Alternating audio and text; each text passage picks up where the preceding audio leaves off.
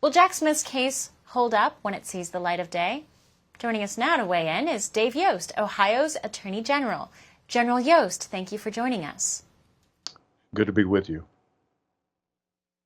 As an attorney looking at this, do you view this as kind of a Hail Mary, as some people have framed it, by Smith to try and salvage a case that has essentially been rendered null by a Supreme Court? Is this a desperate last shot? Well, he is trying to salvage the case. The Supreme Court decision was pretty broad this summer about presidential immunity, and the burden is now on him to demonstrate that the president was acting completely as a private citizen, as a political candidate, when he did and said the things he did while he was still president.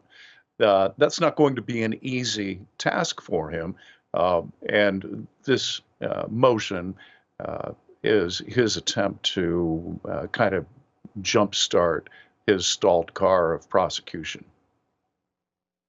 Yeah. So how would you assess this kind of shifting of gears? I mean, if you were on, not that I'm asking you to give legal advice, but in his case, he was told by the Supreme Court, look, the president is the president and he has certain privileges. And the argument that Smith had simply don't pass muster, according to the Supreme Court. But he does adjust his gears and say, well, okay, these are not actions from a president. We're not going to treat Trump as a president. We're going to now treat him as a candidate while he was in office. How does that work?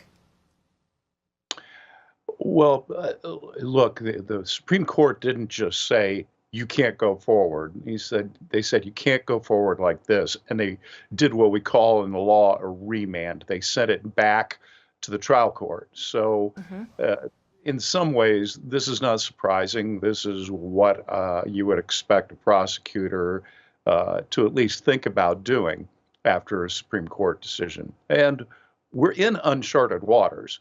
We've never had the federal government prosecute a former president for actions while he was in office. And we're going to, I imagine, have another trip to the Supreme Court before this is all done. Unbelievable. And it's certainly a very interesting time to be studying, I guess, legal precedent in this case. When we look at the dossier that has been presented to try and salvage this case on his end, this is coming from an atmosphere where some of us are old enough to remember Kevin Kleinsmith, a DOJ attorney, who manufactured evidence in order to justify actions, in order to justify illegal surveillance on private individuals. I share that story as an illustration of that's the kind of DOJ we're dealing with. People fundamentally mistrust our DOJ. How do we engage in a system and participate in a system that is fundamentally distrusted by the American people right now? Well, I would suggest that we as Americans might distrust individual actors. We shouldn't distrust the system. The system is designed to, over time, produce justice.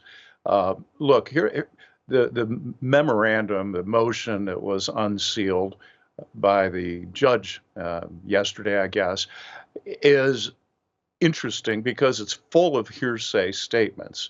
Now, ordinarily, these would never be in the record. You would introduce it at trial. The opposing party, the defense, would probably object on the basis of hearsay, and then there has to be a reason why the hearsay would come in. For all our viewers asking where One America News is heading in the future, we would like to introduce you to OAN Live. OAN Live is the best way to stay up to date on all of the hard-hitting, straight-shooting, national and international headlines. And the best part is, OAN Live is only $4.99 per month. All the credible, honest, unbiased reporting One America News offers at a fraction of the cost of cable. Just go to OANN.com to easily sign up for OAN Live and stay informed.